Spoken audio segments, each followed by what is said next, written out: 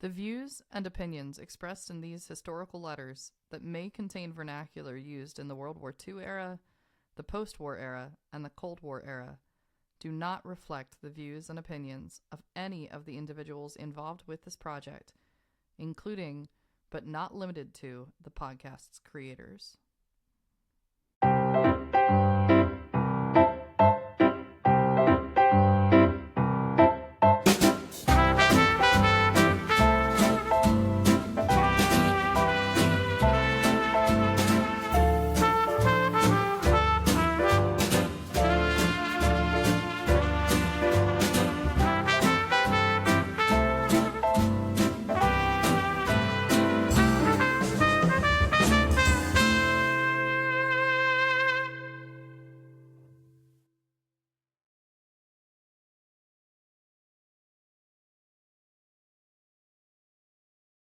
Good morning, Jamie.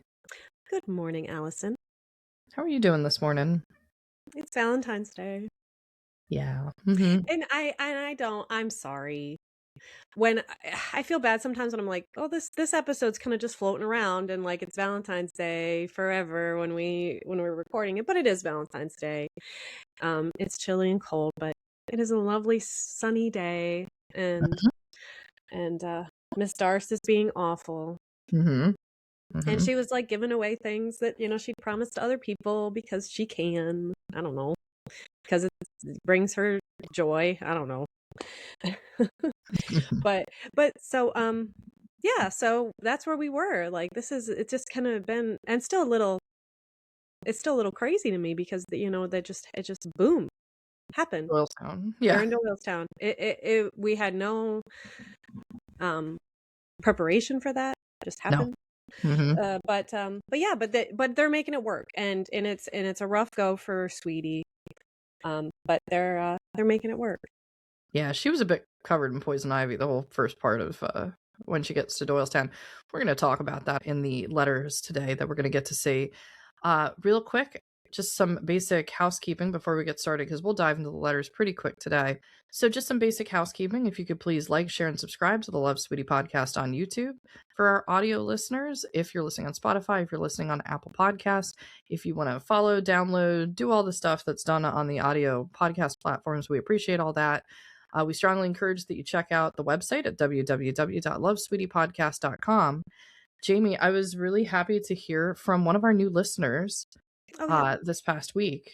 So it was an individual that is in Doylestown, had been following some of the social media channels. So also look us up on Facebook, and see if you get the notifications and things like that. With there's like a really big Doylestown group and some other history groups for Bucks County. So she had heard about the episode, or I guess some of the Doylestown content in the social media, and checked it out. And she wrote over, said she was really enjoying the podcast, and sent over a copy of the 1951 deed of Sweetie and Lou purchasing the house from Miss Darst. So we are very much looking through those documents. It's a lot of legalese. I was showing Jamie this morning some of the documentation. We're going to be breaking through that because there's a whole big history. I wonder if you listen to the beginning of season 3, for our listeners that did listen to the opening of season 3, Darce mentioned she has the 1835 deed, and Sweetie and Lou clearly would want to have that documentation. They did eventually get that documentation, so I'm going to be putting together the dots on all the deeds and things, playing history detective, which I love to do, but this helps. That's going to be some future content. So, yeah. But Jamie, I think that's it for now. We can just go right into the new content for today. The last letter that we got was back in August 22nd. And so this first letter, we don't get until a month later in September 25th. 363 North Main, Doylestown, September 25th, 1951. Dear Mama and Papa, this is one of those dreadfully dreary days when every room needs a light, or else I grope in twilight darkness for everything I need to do. The only bright thing so far has been Louis, in his yellow raincoat, bobbing off to school. I thought when I bought it that it was a little ridiculous to buy such a vivid color, but Lou warned me that a bright one would be seen easier by motorists and he is right. But I'm glad now I did buy the bright one, and Louis surely likes it, so I guess everyone is satisfied. He looks real cute in it, and believe me, it is about the yellowest yellow anyone could find. Sunday was a nice day, so we suddenly decided we'd fulfill Louis's plea and take him fishing. I'd bought some line, and Glenn had looked at the rod, a homemade one that Lou's Grandpa Louis had made. Even had a left-hand reel winder, and we went about 8 or 10 miles up to the Delaware River. I didn't realize we were so close. The hills or mountains, I've got to find out what they are, start just at the river and are beautiful.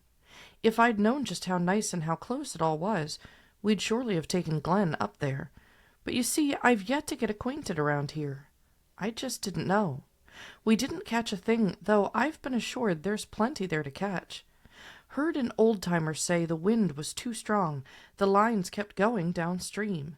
Louis was sorry not to catch anything, so was I, but he had a great time dabbling in the water, and I had fun watching him. We took sandwiches along, and just eating out, picnic style, was fun. When we got home, Lou's mom called at 6:30 p.m. to say they'd taken Elizabeth to the hospital. Her due date was October 1st, but the doctor had warned her to be very careful on account of that one hemorrhage, and staying in bed so long. Everybody has been worried about her, and the doctor said he hoped she'd go over time because he thought the baby was too small. Well, on Sunday evening, about 9 p.m., G-Mom called back to say she'd had the baby. Entirely normal delivery of a 6-pound 3-ounce girl. Shows nobody knows, doesn't it? They've named her M.E. for Bob's mother. I'm sure Browns will be pleased. Mr. Brown, that is, and I can't help but wish Mrs. Brown were alive to know and enjoy her. But I doubt if Dit would have given her Mrs. B's name if she were still alive. Dit never treated her very well, and now I think she isn't treating Mr. B very well either.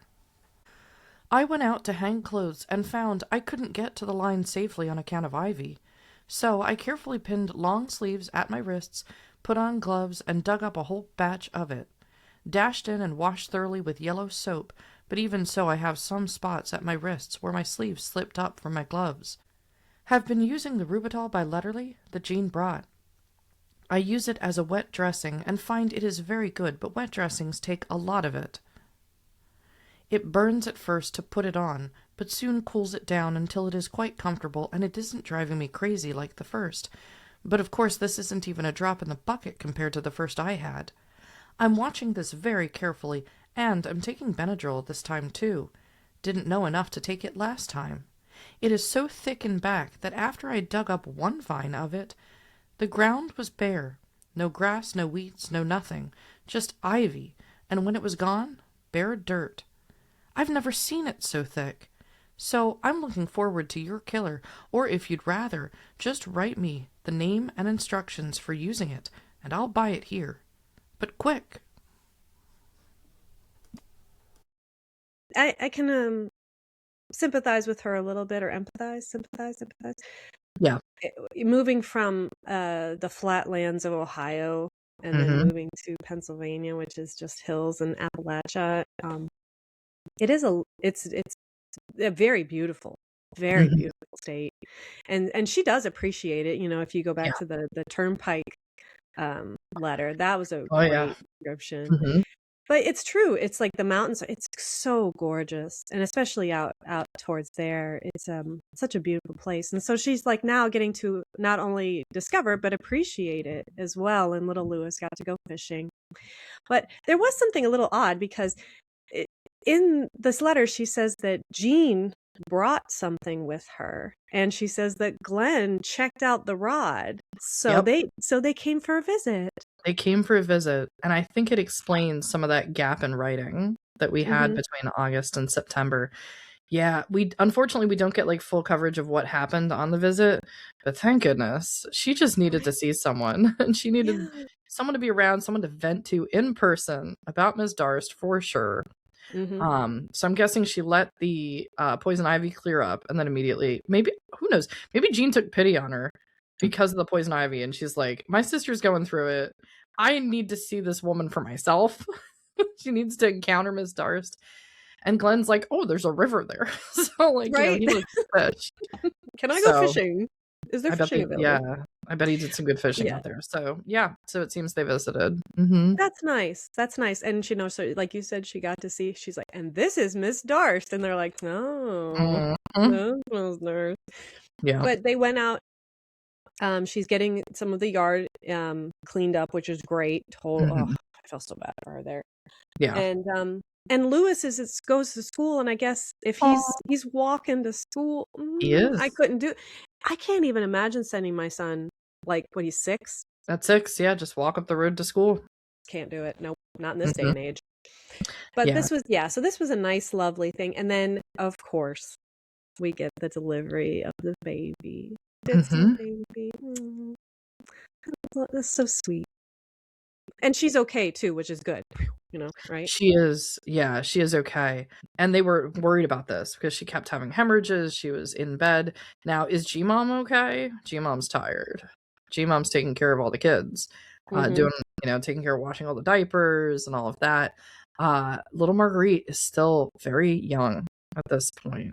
So Bobby's a little older, but I mean, it wasn't too long ago that Dit had little Marguerite. So it's just like there's a lot of these really young children running around the house. If it's in bed and resting and having some medical issues, it's Gmom that's running around here.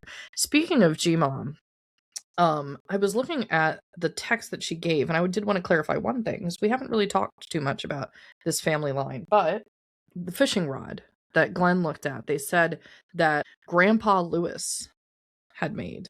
So this could throw us off because we have so many people named Lewis. And I just Yeah. wanted to clarify this real quick. So Grandpa Lewis is G-Mom's father. Her full name is Sydney Bonsall Lewis, which is why she gives one of her children, Lou, the name Lewis, in honor of her paternal line. So this is a very old fishing rod because G-Mom Grandma was born, I think, in the 1880s. So I figured this fishing rod really could be an antique in itself, because it was made by her dad somewhere around probably like the early 1900s. And Glenn's like, well, it's still working. But when they mention Grandpa Lewis, it's one of the few instances where we actually talk about the Lewis family. And this is the family that's descended down from the revolutionary Timothy Matlack of the revolutionary fame and the Quakers. So that's where that connection occurs. It's through that Lewis line that leads down to Sydney and then down to Lou and Lewis themselves. So I just wanted to bring that up because people, with all the names going on, would be like, wait, why is there a Grandpa Lewis? It's Sydney's father, long passed away at this point in the story. Oh, and one other thing we wanted to talk about. On the last slide of this video, we talk about the poison ivy some more. If anybody did miss the season 3 opener, season 3, episode 1, episode 93 of the podcast, there's a lot of poison ivy, so you get a lot of context about why she's really worried about this. We've lost our renters again. After spending almost 4 days down there cleaning and mowing, etc., these people came from Florida. He's an officer at the base, and said, "Oh, the house is too small." I sat down and wrote a complete letter describing it, and giving room sizes, etc., and then when they got here seemed surprised to find it so small. Now we've got to scurry around to find some good renters, and we'll probably lose rent for October besides. I was so mad at them anyway for making derogatory remarks about my little red house, I could have beamed them. When Lou gets home tonight, I'm going to try to talk him into making them pay a half-month's rent for their cussedness and our inconvenience. I got a birthday card from Sister for Louis yesterday. I am saving it until Thursday so he can open it on the day. I'm thinking of having some neighbor kids over for ice cream, but may not. I'd thought I'd have a party for him, but when I tried to make up a list, discovered I had only girls and not a boy to be found around. Jean left some money for a gift, and so I'm going to buy an easel-type blackboard, and hope that it will be a boon to some home teaching. He doesn't complain so much about school, and I think he's doing better work, so perhaps I'm just over-anxious that he should do well. I have been inquiring of all the kids who come to play, and find everyone so far has had a year of kindergarten work, and so therefore I think they should be a little advanced. I meant sincerely to do some kindergarten work at home, but like a good many of my desires, I just laid another milestone on my road to hell. I am going to bake a cake for him, and try at least to do something special if I can, and I shall have to be deciding in a hurry, for time's fleeting. I've been hoping to hear from you about that pending operation. Jean and Glenn said you were going to the hospital as soon as they got back. Well, they got back in time for Glenn to go to work last Sunday night. It seems like months since they left here, and I'm wondering if you've gone, or how soon you're going, and all about it. I told Lou I was going to call Frank collect soon, for I feel quite sure you'd tell him about it. Just because I'm away off here doesn't mean I don't worry about you. So I hope you'll write me about it now. If I don't hear soon, I'm going to call Frank, for as I say, I feel quite sure he'd know. I meant to thank you for all the eggs you sent and offer to pay you. I was going to send money home with Jean along with the quince honey, but I got rattle-brained and forgot both. Not one egg was cracked even. I accidentally broke one myself getting them unpacked and put away, but it didn't go to waste, and it didn't get really smashed, and so I didn't lose a one. We're surely enjoying them. I do get fresh eggs from a farmer. As I wrote before, I buy cracked eggs, and they're fresh. But these are better still, and I can't explain it only because they are straight from home, and Mama and Papa sent them. But I did mean to thank you long before, and I meant to send money home by Jean, and I feel very sheepish for letting both go by me. Tell me how much a dozen. I pay 50 cents per dozen for cracked ones. They are about 75 cents here in the stores for storage eggs. Ugh. I wanted to tell you I happened uptown one day, just by accident, as one of the bigger stores in town was having a big sale. The women were thick, and so out of curiosity, I thought I'd see what they had. Got rather carried away by the mob hysteria, and bought an innerspring mattress for Lewis's single bed. He has been sleeping on 2 old navy pads, one on top of the other. They are as dirty as rot and are completely dead, and they are cold. He has been complaining about sleeping alone because he was cold. So I just up and bought one for $19.85. It can't be any too good at that price, but they advertise it as a $29 mattress, and he did need it. So I'm glad I splurged. I must stop now. Mumbles is up, and I must get her breakfast ready quickly. This ended up more of a letter than I expected, but it was a gloomy day, and I was thinking of you both, so I thought I'd write and let you know. I've got to get to work. I'm behind in my hauling. Right. Love to you both. Sweetie. That was a handwritten letter. Yep. Mm-hmm. Yeah, like and not to spoil I'm going to spoil the end of the episode. The second one that she writes is also a handwritten letter. Yeah. Yeah. If they're short enough, I think she just wants to, she kind of wants to quietly sit there rather than setting up the typewriter in, she had her whole, I feel bad for her because I feel like she had, her whole, typing nook at County Line Road. She had her whole setup, and now she's, I'm gonna have the dinging and the typing, and then she's gonna figure it out. Now she's gonna use the typewriter for the big letters, the circulars. But she's just writing to only her parents in this one, so I think she probably just found a quiet corner of the house. Until at the end, she writes, of course, Miss Darcy, aka Mumbles, has woken up. Yeah. And she's like, oh, I gotta go get her breakfast. So she's probably kind of camped out in a corner and just I'm just gonna quietly write this. It's a dreary morning, and Lewis has gone off to school. There's some other clues and hints in the second part of this letter. One big thing we need to talk about is the County Line Road house. So we hadn't addressed what happened to the previous house after they moved to Doylestown. So they still own that house, and they are renting it, as is evidenced by this letter. And we also get the reference to the red house, I think she called it. I think she specifically said red house. Yeah, my little red house. Do you remember in Norwood what she called the Norwood house? The little blue house. The little blue house, right. And for our newer listeners, that's because in Norwood, where she was in 1946, 1947 with Lou and Lewis, it had a blue roof. So the County Line Roadhouse had the red roof, and that's how Lewis knew it. And so now she's offended. Well, that makes sense, though, because they were very close to the base. Mm-hmm. So I can you see officers or people who work on the base that would be a great place to rent. They're small houses, of course, because that's what they built. That's what the builder built, and that's they didn't need giant big houses. But man, that officer to come in, it's too small. We know she's detailed with her descriptions. Look at the letters. She's drawn diagrams of her apartment in Kansas to her family. Detailed she let diagrams. them know.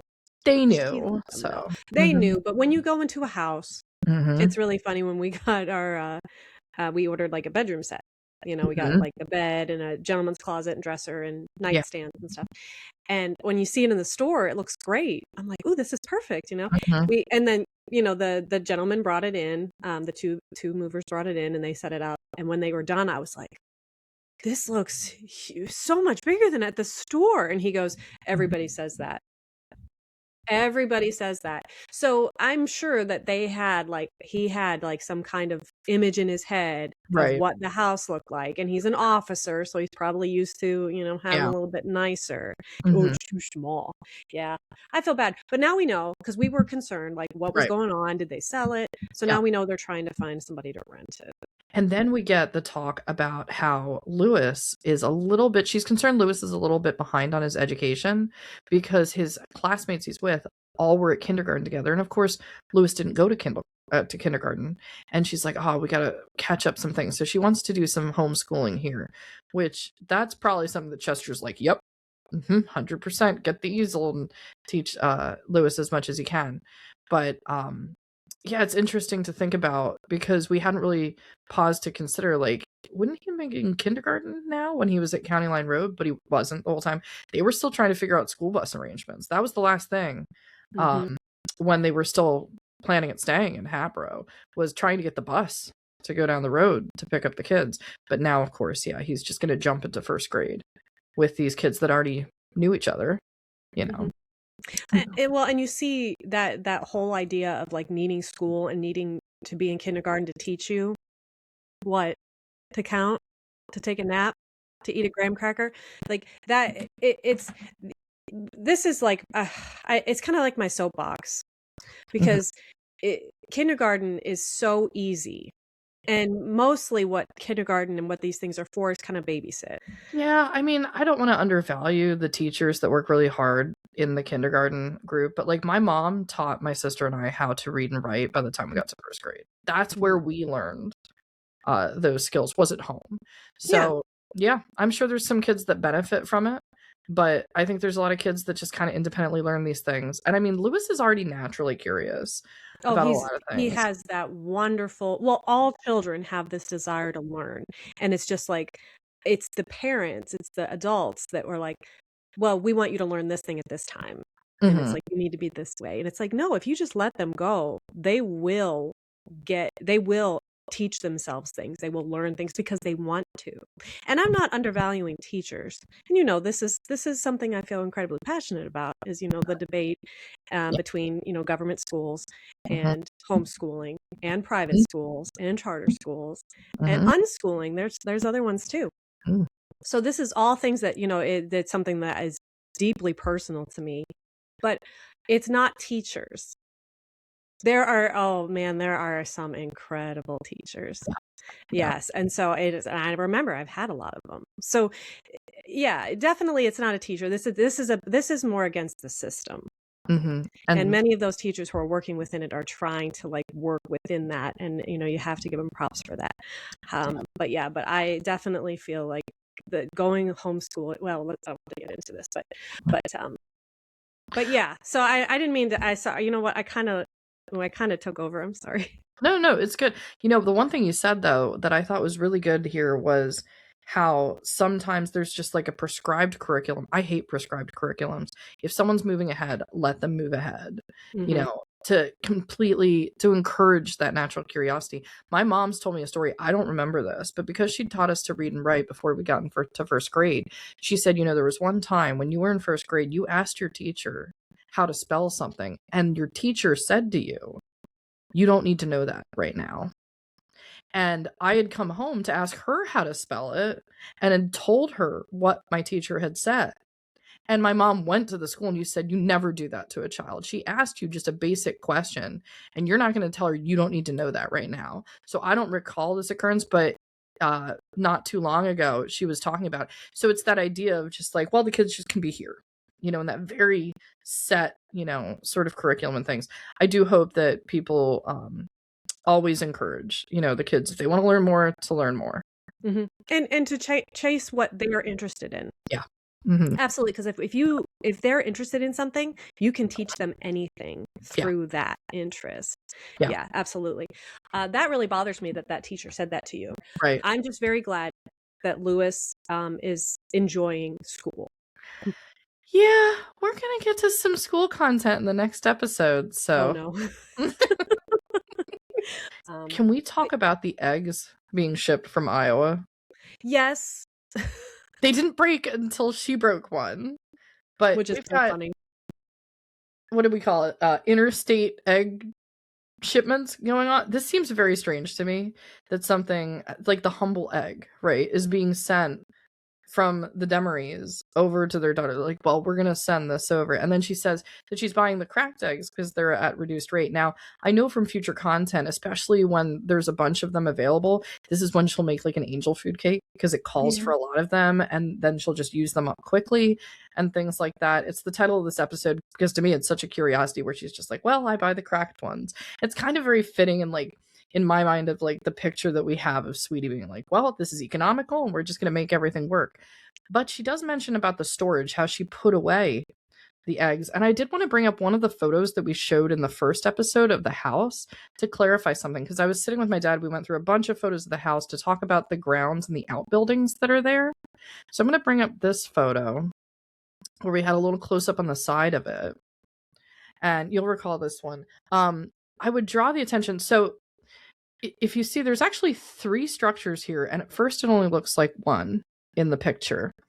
So behind the house, there's the one with the triangular top, and then if you look really closely, there's a building behind it. You see the taller structure through the Yep. trees. I would have never seen it until you pointed it out. But yeah, I can see the roof. Mm-hmm. So that's the barn, is the bigger building behind it. The building with the triangle was the summer kitchen. And then so that's like there's there had been a big, I can get my dad to talk about this some more, but there was like a really big like cooking area there. It's also going to be the area where some of the artwork's going to be done, as like I think as some of the studio, he was mentioning that. But that's called the summer kitchen. And then if you look right in front of the house on the one corner, there's this elevated thing that it's not quite clear what it is. It's not so much a building, but it can't be seen too easily. This was known as the cave. So the cave is like an exterior cellar.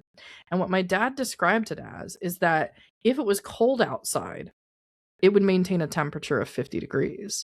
And if it was hot outside, it would maintain a temperature of 50 degrees. So when she's talking about putting away things, this is effectively acting as the exterior cellar. So I'm imagining that when Sweetie's like, I'm putting away the eggs, that's where they're going. They're going to go over there. So there's an exterior entrance to this. And I think he probably played around too much in this area from the house. But what looks like from this angle, just like a ridge line or something, like a mound of dirt that they're going to dig up, there's a little walkway there that leads to a door that heads down into that. So that is also one of the outer buildings. But I wanted to show this picture again and give some more clarification. That is fascinating. Mm-hmm. That is fascinating. You're right, because if you have a fresh, clean egg from a chicken, I believe, and I would like to look this up, but I've heard that it's like 6 weeks. And it's not, and some people will tell you if you coat it in like mineral oil, you can save them for years. Ooh, an egg. That's interesting. In proper storage, like this, like not. Yeah. But when she says cracked eggs, I don't. I guess just a crack would be fine. You're like little crack on the shell, but it's fully intact. I would never, and I'm not trying to say, like, I don't mean to be mean. I'm not trying to say this to be like, oh, that's just, but like, if an egg's cracked, it's gone. Right. I'd be concerned, but she's just not. So well, she grew up on a farm, and I mean, she lived a long life, and like, so it's the cracked eggs didn't kill her, but I just this was something that I've always like, if there's an egg and it's cracked, you pitch it. Yeah. And it must have been a thing back then, like not that we would recommend it now because totally different world and what was going on with how everything's sold. But the fact that they're priced differently means she's not the only one purchasing this. So and the farmer's like, I gotta, I'm not gonna expect you to pay full price for a damaged good, but you're gonna have to pay something because it's still good. But so that was the end of the sweetie letter. Mm-hmm. That's the end of the sweetie letter. So it's my Oh yeah. favorite time. Mm-hmm. It's time for a Chester letter. It's time for Chester. Now we are going to time jump into November, so we're skipping over all of October of 51. There are no letters that have survived from the collection that I've located yet from that time period. But Chester, in this letter, has recently visited Frank, and he's just going to catch us up a little bit on some observations that he had when visiting his son. Lacona, Iowa, November 5th, 1951. Dear Jean, we arrived safely Friday night about midnight. You know about that, as Frank phoned you. We had an uneventful trip. No close calls and no lack of control of the car. We went through Des Moines as a nut came off and a bolt in the trunk, and we had to go to Indianola and unload the trunk through the back seat to unlock the trunk so as to fix the lock. It works fine now, much better than it did. Franks are all okay. I went to their church Sunday morning in the youth pastor building. Some Halloweeners had soaped the windows, and one of them near the minister's head was the inscription, "Oh hell." I can't see why the janitor did not use it and rub it off. I mentioned it to Frank, and he did not seem to take it so jocular as one would expect. Everything is okay, except that we had about 1.5 inches of snow on the ground and it's cold.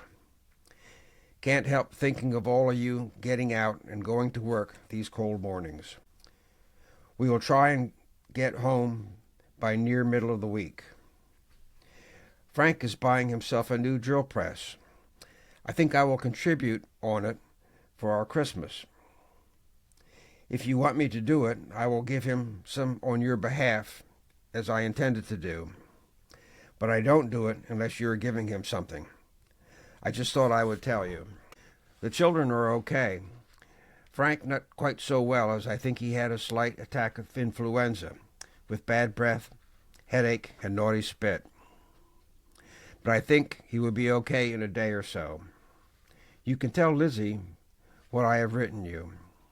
We expect more snow. I don't think you got much, did you? We may phone Uncle tonight. Love, Papa. So that was Chester and Mm-hmm. Laura, and they went to Chicago? Yep. Mm-hmm. And then just wrote Gene and let him know what they were doing. Yeah, that they'd gotten home safely. I love in this letter the part where he's observing what happened in Chicago with the Halloweeners. Mm-hmm. That's fun. Yeah. And it's basically Mischief Night, like he saw happening. So Yeah. I don't know if it was big back then, but apparently at this point, that's starting to pick up. And things like that. So I just love, and I love the use of the term Halloweeners. Halloweeners, yeah. From Chester. Mm-hmm. Well, he doesn't know about Halloweeners because it's not a thing. Yeah. I don't think there's too much of that going on in Lacona. So. And they just got this car too. Mm-hmm. And the trunk latch already broke. I love how he's like, it's an uneventful trip. However. Right. Oh yeah, you didn't have a flat toe or two, or have the car break down in New Mexico. Mm-hmm. No, it's like there's always. I think he now always has to disclaim it was uneventful. We're good. Mm-hmm, yeah. Is that actually no, we're true? not dead. No, it's fine. Nothing happened. But so that's nice. We get a little update from Chester. Mm-hmm. Just like little mundane things. That's nice. Yeah. We didn't get anything about this operation. No, he doesn't comment on anything, and we can't be sure if it happened at all in October. I believe it would have been for Laura. Usually, yeah, I'm suspecting the operation was for Laura because she's had some ongoing things outside of his heart attack. Chester's been okay, but Chester's also not proceeding with his own health. I can confirm for our listeners, if you listen back to episode 71 in season 2, determination and cussedness, there's something important to know that is still going on. I can confirm it is still occurring at this point. Chester's essentially being Dr. House, MD. He is self-medicating with morphine that he's prescribing to himself, and he has not been caught for doing this. He's been doing this since probably late 1948, early 1949. So now we're 2 years into this going on. This is pretty continuous for him. I can say this is still going on because I know when some other stuff's gonna happen. But we're gonna get the full finishing of that and resolution of that in season 3. I will tell you that we're going to get that, but I can confirm he is still doing that. So to our newer listeners, if you're wondering about Dr. Demery, if you've got an image of Dr. House in your head as like a 70-year-old guy from rural Iowa, yep. Mm-hmm. Brilliant doctor, but not doing something good at this time. Well, and after we took that little trip out southwest with him. Mm-hmm. I mean, I can understand. I'm not trying to excuse what he's doing, but with what happened with Bob, not parting on good terms, and then him needing to kind of like go out there. I'm hoping that will alleviate some of this pain that he's trying to suppress with morphine. Mm-hmm. But where he's doing all right. He's got his Laura. He's going traveling. He's not getting into any trouble, so we're okay for now. That we know of. I bet he's in trouble. Well, yeah, that we know of. This is true. Mm-hmm. So, but that was a nice little letter, and I always love our little Chester letters. Yeah. But we do have one more today. Mm-hmm. Sweetie's gonna write to Jean and Glenn. 363 North Main Street, Doylestown, Pennsylvania, November 19th, 1951. Dear Jean and Glenn, I wrote a rather lengthy letter to the folks and asked them to send it on to you, but will write a brief note too. The coffee pot arrived on Thursday while I was gone to the Naval Hospital with Lewis. That's all in the other letter, when it came. Miss Darst signed for it, and so I could not ask about one end being torn open and a dent in the base of it. Lou says he can vent it out okay, but we're both disappointed, for it doesn't work like yours did. If I remember correctly, yours used to perk almost instantly, and once it started, really went to town. Maybe we just need to get used to it again. It seems to take longer to start, and then perks sort of spasmodically. Both Lou and I agree it is working fine now, just getting it broken in, I guess. It is better coffee, too. Is it 6 or 8 cup? As Lou says, the directions, didn't say. We did find the money you left. I bought him an easel blackboard for his birthday and put yours and Glenn's name on it. I considered it found money, and so have been doling it out to Lewis to put in the savings account at school. I feel rather bad to think you'd feel you had to pay board while you were here. What you left hiding here and there seemed bad enough, but to find so much in the bed made me homesick and weepy all over again. I borrowed it for Lewis's unexpected heavy medical expenses, but I do intend to pay it back. Incidentally, the doctor bill was $9 for the specialist fee. Stop and consider it covered a penicillin shot and 2 house calls, one a night call that is usually billed at $5 per, and he seems to have lowered my bill and not raised it.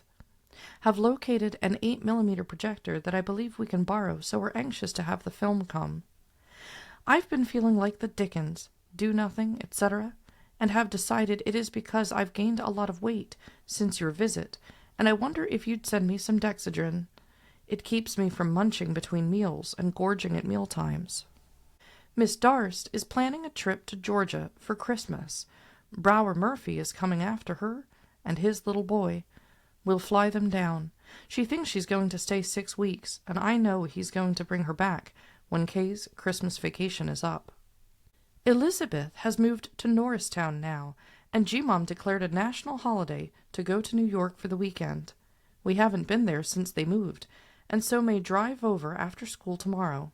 It is only 21 miles and takes about 30 minutes compared to the 1.5 hours to Yeadon.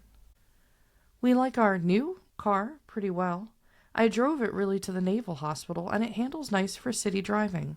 Seems like an awful extravagance, but it is just a question of making payments a little longer, since the other one wasn't paid for. We'll write again soon. Thanks again for the pot. It is fine, and we both like it, and the coffee it makes. Love, Sweetie. That was nice. So when he says, she's talking about the coffee, and she says, is it a 6 or 8 cup? As Lou says, the questions didn't say. I just imagine like Lou being like, I'm looking at these questions and it's not telling me. What are you doing? Yeah. Mm-hmm. But That's probably why it didn't work. We have a percolator for when we go camping, Mhm. and it didn't work as well if you didn't put enough water in it. And if you put like a Ah, good amount of water in it, so they probably needed a couple more cups of water, and then it would yeah. work well. But oh man, perk coffee is My mom always uses the percolator. I oh. don't, but she does. Yeah, that's what Well, you have a great coffee maker too, though, hun. Yeah, no, I really like the machine that I use. I have succumbed to the era of pressing button and getting coffee, and just one shots with that. Since I'm alone, I was just like, I don't want to like make a whole pot of coffee and have like 6 or 8 cups because I tend to just get that layer at the bottom, and then the ring starts to form around like the drip machine kind of stuff, and I'm like, well, I don't really want to do that. I don't think like my mom's got the skills for the percolator, so she fixes coffee for me from that. I've used the French press, but I feel like it's more trouble than it's worth just to get a little bit of coffee. Though I totally Yeah. respect the press. I love espresso machines. I have used those in the past before. That's at a different level. So, but Oh, yeah, and a pour over. yeah, those are good. Those are Pour good. over. But Mhm. that was nice. Jean and Glenn, I guess, too, sent them a coffee machine. Mhm. That was nice. And of course, Miss Dar signed for it, so Mhm. so she couldn't inquire about the damage that it had received. Yeah, she couldn't figure out if it was Darst. I'll get that. Mhm. Elizabeth moved, Yep, to Norristown. so Mhm. now they're a little bit closer. That's They nice. are. Yeah. That's nice. I do know the house they move into in Norristown is also still standing. Oh, My father's noted that Norristown is the county seat of Montgomery County. So they're just one county over. But yeah, going from an hour and a half to half an hour, at least G-Mom now has a quicker path to get away, to get over to Doylestown to go to the other county seat. So yeah. yeah, and I think she would like it there too. Mm-hmm. In Yeah. Doylestown, hanging out with Sweetie and in that beautiful big house. I just really want to see the inside. Like Sweetie and Lou didn't take any pictures of inside the house. There's a few photos of Miss Darst seated in a chair, so we can start to see some of the wallpaper and some of the scenes from inside. So we will see some interiors. Yeah. But yeah, no, it's a lot there. Couple things to bring up in this letter. I'm gonna bring the book in front of myself, so I'm not speaking into the microphone the wrong way here. We're talking about she's really hoping that Miss Darst goes to Georgia for Christmas because then she's Darst free for Christmas, and that's a Mhm. Christmas treat. For our Murphy, we talk about Kay, his little boy. His little boy is going to school, a private school in Pennsylvania. So he says, okay, if I'm going to come up from Atlanta, Mr. Murphy's in Atlanta, Georgia, I can take my son home from Christmas, and we'll take Miss Darst. So that remains to be seen if that's actually going to happen, but she is hoping. This is a good time to bring up usual medical disclaimer. I'll play it here. Special disclaimer. The medicines and other medical treatments noted in these historical letters from the 1950s are specific to Sweetie's story and might not be recommended today, or are even more regulated than they were so many years ago. As such, none of the medical information contained within these letters is to be construed as medical advice. Talk to your doctor. Thank you for your attention to this message. Now, back to the show. Yeah, things like Dexedrine. We had the earlier mention of the poison ivy relief and the Benadryl and things like that. So I know Benadryl's still around, but yeah, talk to your doctor, everybody, before exploring the medicines that are mentioned in 1950s letters here. Speaking of medicine and health, it seems something big happened here that we don't have the write-up in for this episode. We do have the write-up in for the next episode. Can't get into it today. It's a mega letter. We love our mega letters here at Love Sweetie Podcast. Yes, because there is a $9 specialist fee. Yeah. I mean, I'm not even surprised at this point. He's always kind of had some medical issues going on. He spent some nights at the hospital. But she's not mentioning anything bad right now. No, it's been resolved at the point here where she's writing this separate letter to Jean and Glenn.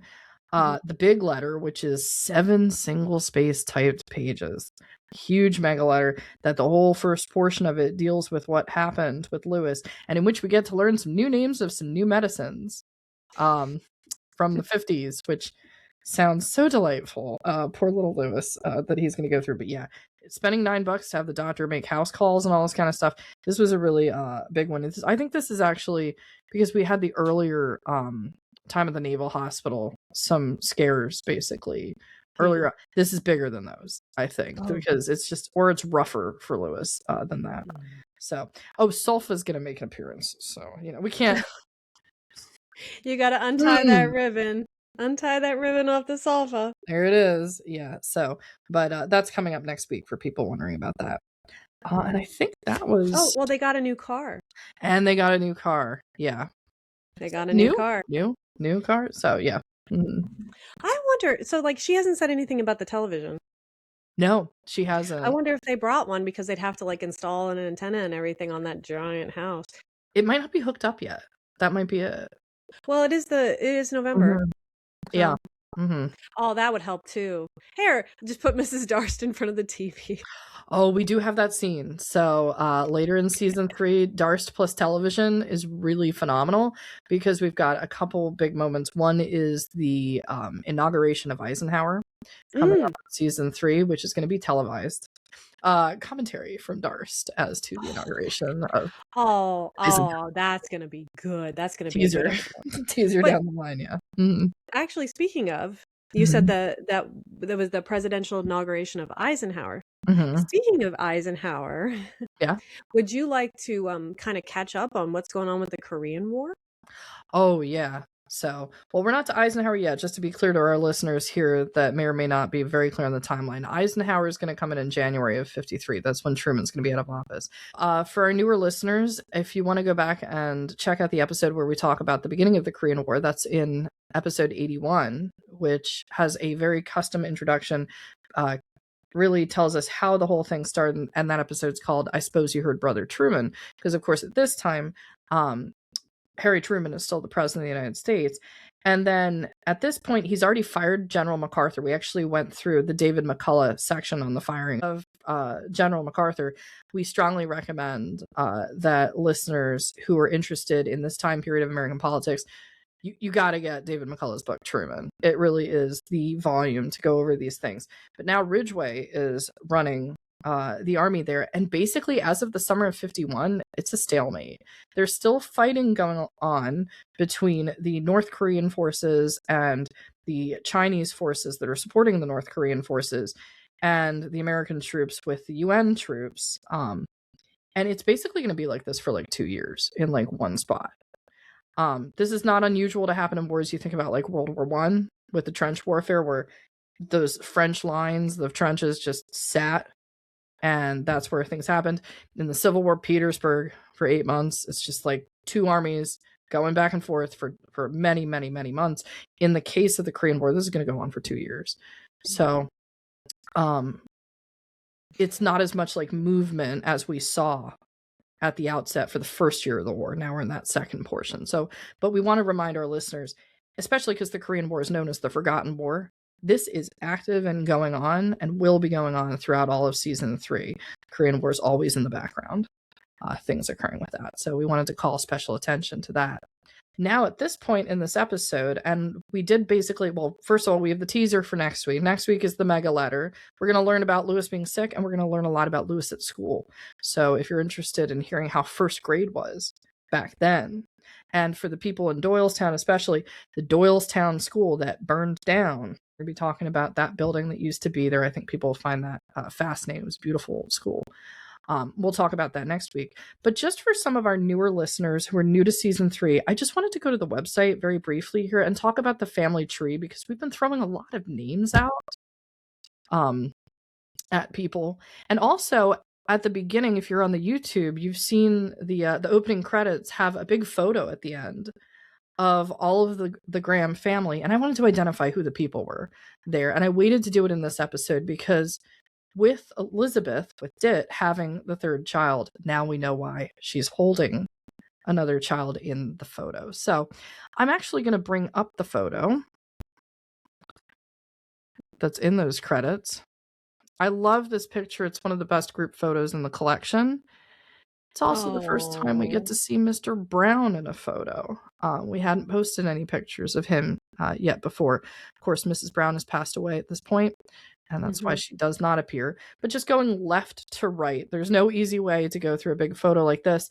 We, of course, have Marguerite, whose maiden name, I was working on doing some history detective. She's a bit of a mysterious character despite her being in the story for so long. Her maiden name is Franklin. So she's married to Lou's brother Joe, the actor. So I think we mentioned some of his acting in a recent episode in season 3, maybe in one of the first 2. So there's the actor Joe and Marguerite on the left. The older woman standing to Joe's left, in between him and Lou, is G-Mom Graham. That's Sydney herself. And then we have the 3 in the family. Sweetie in the middle, Lou standing behind, because of course he's super tall. It looks like Joe was even taller than Lou. Joe is taller than Lou. Yeah. And I want to point out too, Dit is a tall woman. Yeah. Dit's a tall woman. Lou's tall. Yeah. And so is, and honestly, actually, Marguerite, she's wearing heels. So Marguerite's pretty tall too. And then Sweetie is, of course, a little more petite. Yeah. A little more petite. Yep. Louis. In his suit. Look at standing there being so good. He's being so good. Yep. And then, so we have Dit. And so Mr. Brown Sr. is all the way to the right? Yeah, all the way to the right. The last person on the end of the photo is Mr. Brown Sr., Bob Brown Sr. But we do have Dit's full family here now. We have, of course, Dit holding little Emmy and Mr. Brown Jr. And then we have little Marguerite in her little outfit down there in front, and next to her, that's Bobby. Yeah, we get it's a great shot of everybody here. I just love getting to this picture. This is a little further in the future. We don't talk about this photo, but it's so good just to put. I finally wanted to give. I'm like, we got to show Mr. Brown, especially with Dit moving into the new house in Norristown.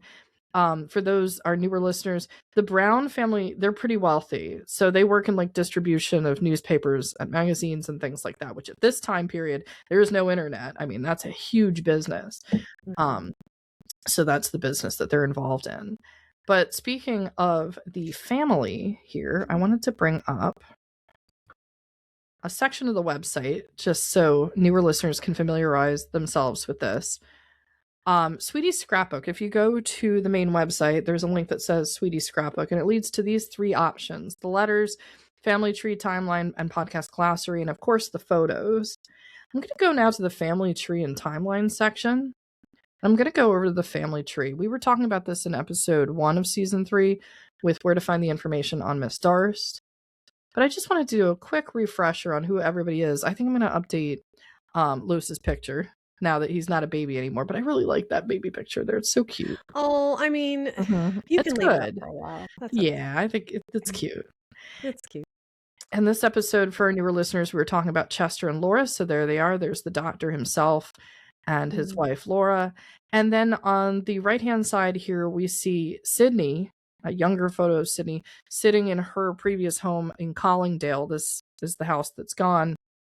936 Springfield Road. Information's on the website about the Collingdale or Derby locations. This is Delco. To her left is her husband, Samuel. This is Lou's father. We got to meet Samuel just a little bit in season 1. Unfortunately, Samuel does pass away in October of 1945. So he's not in the story anymore, but we get this wonderful photo. We can see where some people have the family resemblance. Dit looks just like her mother. Yes, she does. Dit looks like her mother. Yeah. And I find too, like if you see in families, and it's true in my family, and it's true with me, that the firstborn will typically follow the father's side physical appearance. Like the firstborn usually will favor, I think, the father, and then the secondborn favors the mother. Yeah, so Joe was the oldest, and he definitely favors his father. He definitely favors his father. And we know that Margaret Elizabeth was the firstborn for Chester and Laura, and she definitely looks like Chester. Yeah, Yeah. You definitely look like Chester. That is fascinating how that works out because I'm a twin and I look more like my mother and my sister looks more like the paternal line. So even for twins. Well, but you're also fraternal twins, right? Fraternal twins. She reminds me she's 2 minutes older than me and holds it over me. So well, there you go. She was firstborn. So so I'm not wrong. No. I just want to point that out. Yeah. Logan, right? Yes, it is really fascinating. If you look Yeah. around and if you look at certain families and you just kind of notice it. My daughter definitely favors her father. And my son definitely favors me. So it's cool. But you can see the resemblance, and I always thought it was an incredibly fascinating. It's very fascinating to me, that kind of genetics. But yeah, so these are the so you were able to find out Marguerite, Joe's wife's last Thank goodness, the last name. Shout out to little Marguerite. Even my dad couldn't remember. My mom couldn't remember. Reached out to little Marguerite, and little Marguerite's like, it's Franklin. Thank you. Now I'm going to be doing some history detective there because we've been learning about Marguerite's mother being very sick in Texas. And I'm going to fill in some gaps there. But to our newer listeners, if you're on the website, again, that's www.lovesweetiepodcast.com. You can actually click all the underlined names here. If the name is underlined, it goes to a page with more information about that individual. So you can learn more about the siblings, because now you're hearing all these references to all these individuals. I should put AKA G-Mom next to you should Sydney Bonsall Lewis. Yeah. Mm-hmm. And there's that Lewis surname, as we were mentioning before. Now, of course, on this page, we treat it like there's no spoilers on the website. So until someone shows up in the storyline or something happens, we keep the photos current and the tree current to what's going on. Of course, everybody who's listed out full names, all of these individuals have passed away, at various points in time. But if they haven't passed away in the story yet, they're not listed as having passed away. So right now, the only people there that we see with that information is, of course, Samuel Sr., which is Lou's father, and then, the tragedy that is, there's actually three. Brother Bob on the Demery side having that horrible plane crash in New Mexico. And then we get Sammy Jr., who died before the story began. Unfortunately, he died around 18 years of age in a train accident. So there is some coverage of that story. And this goes back actually to the photo albums where you can see pictures of all of these individuals. So there's pre-1940s and 40s Demery line and the Graham line. You can look at all the photos of these individuals. And then we have, of course, this is where the link is for Miss Darth's family. And if they're underlined, we have some information, for example, on Sweetie's Uncle Cyril, one of Chester's brothers, and Uncle Orrin, another one. And we're going to be filling in some gaps on these other individuals as time goes on and as more of the stories revealed from the letters.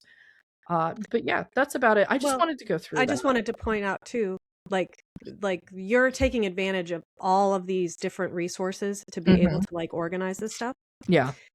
This is really great to be able to not only organize it, but also share it.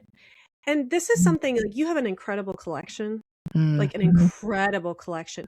And many people also have collections. This is a very nice template. If you have family history and you have documents and things, Allison is really putting something together, and I'm learning from her how to go through your important and historical documents and how to organize them and how to preserve and keep them. So this is really great. And it's it's almost like a living history that you're forming. And so it's really awesome to see it kind of organically coming in. And it's just, I love it. Thank you. Thanks for that. And it's a delight to do it. I do know that, especially in our generations, there's an overwhelming amount of stuff and things and photos.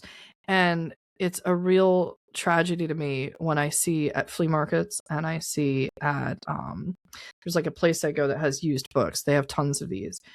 Tons of family photo albums are just being left to be sold to strangers. And the strangers appreciate it because there's neat historical photos, showing things at the times.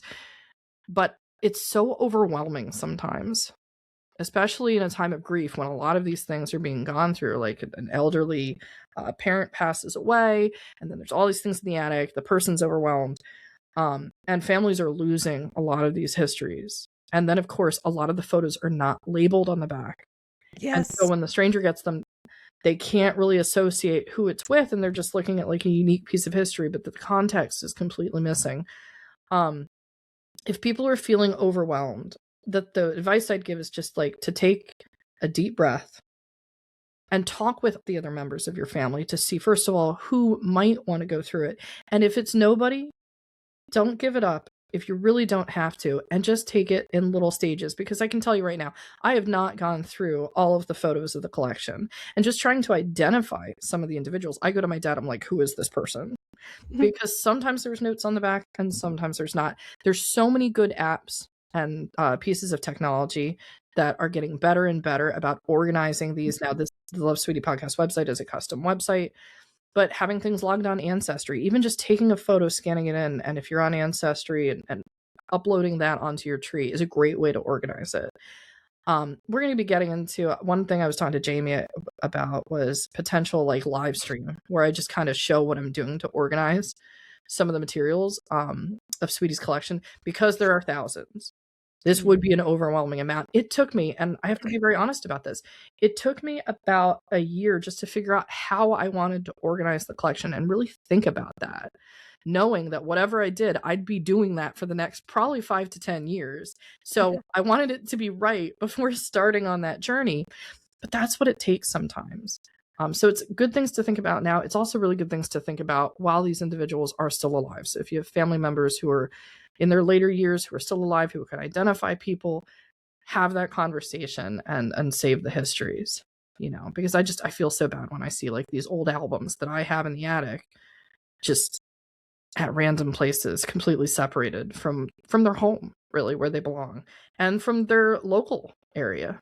Because for local history, some of these albums, pictures in the background of other buildings, now we don't know what town they're from and things like that. Maybe even the town historians. There's resources to go to for this kind of stuff, but it's definitely a big topic. So I appreciate that, Jamie, talking about the process really behind the scenes of going through such a big collection. Well, I mean, like, it's constantly changing. Yeah. It's constantly changing. And like, I just was thinking about how nice it is to have the website where you're able to update things very easily, and you're able to go through things. I mean, my own family, like my maiden name is Traxler, and I have a huge like family lineage online that I'm a part of. Like, it goes back all the way to like, to Eastern Europe. So it's really awesome. Like, it's just something I came across in the last couple of years. And so it's really awesome to see that kind of stuff. And we're getting to a point now where a lot of this stuff is lost. Yeah. And we're so used to, in our current day and age, like I have tens of thousands of photos on my phone. Right. I have so much, all this stuff is just so easily accessible. But I went home for Christmas, and my mom showed me a photo album that I had, and like there was one picture of me, and I was like, I used to have a paper route, and I have a picture of me on my paper route, and that's the only one that exists. Yeah. And I'm like, look, I did see I had a paper route. I got up early for 2 years and like went and did this, and that's that's the only evidence I have of it. Yeah. So like, I think that this is a time now where we're used to being able to have all these things, but like a lot of it's gone from our childhoods. Yeah. Like from the Generation X, and like that stuff's gone. So I think that now we're at a very important point in history. Yeah. In our personal like history in our generation. And you doing this is like maybe kind of like, hey, everybody, maybe this is something you want to look into. So yeah. I think that we've kind of gone on a little bit about this, so I'm sorry. No. But I think it's a good thing to talk about. Yeah. And the one thing is, on my mother's side, there's some people that just don't keep things or intentionally hide things to ensure no one ever finds them. So on my mother's side, her mother burned all her letters. So we know there were these amazing letters written between my grandparents on that side, but they're gone. And, that was their choice. That's Martha Washington burned the letters between her and George Washington. That's why we don't have that. We have all like John Adams and Abigail Adams letters. Martha burned them. So there's going to be some families where they didn't want things to ever be found out. I get a sense that Jean's like, someone's going to find this and do something. We're going to be the soap opera with Sweetie's collection. Thank you, Aunt Jean. Yeah, thank you, Aunt Jean. But when I did go through and we were cleaning out, because both of my mother's parents are gone, I remember I went through the house knowing Sweetie's collection, every single drawer for things that were left behind, because it took a long time to clear out that house. And every single document I found about anything, I saved, because I knew there was nothing else. There were only a handful of envelopes. There were a number of Bibles, a couple inscriptions and books, family recipes. Sometimes it's just like that, but that's, it's so nostalgic and things like that. So I went through everything and grabbed all of that. It might have fit in just one box, but you know what? Sometimes that one box, unfortunately for other people, that's even more than a lot of people have today, because things have not been saved. So save what you can. If you're overwhelmed, take a deep breath and just take it in stages. Even if everybody who can talk about what it is, might be gone, and just go through it. And hey, reach out if you're like, hey, I've got this and I don't know exactly what to do with this, and I can comment on what I think, might be a good course of action based on my experiences that I've had. And there's a lot of resources for that. So just talk to other people about it before just giving it away if you can. Yeah, because I find it really sad when I come across those things, and I wonder if anybody else in this family knew that this wound up here, and it could have gone to a family member that could be doing, maybe not exactly this, but could have been doing more archiving and saving their local and family history for themselves. So, yeah, we have gone on about this for a while. Yeah, just a little bit. It's okay. I think it's important to say, and I know a lot of people wonder about how is all of this surviving. Aunt Jean, she kept everything, and the photos. Sweetie kept all of the photos. Yeah, there's so much I could go on more about this subject, but definitely check out this section of the website. I'm going to be updating the family albums. There have been some more old photos that have survived.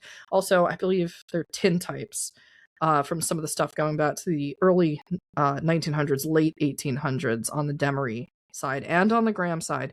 So those albums, we're going to add some more fun photos to that weren't there previously. So for people that have listened and have been checking out these links, don't just assume once the album's there that it's complete, because I'm constantly processing more things. I'm like, oh, we should add this to this album, and something to look at. But that is all we have for today. I always look forward to listening to the episode. So I'm very much looking forward to listening to the one with the mega letters next week. But this was very nice. Yeah. Nice little catch up. But yes, so that was all we have for today. So see you next week.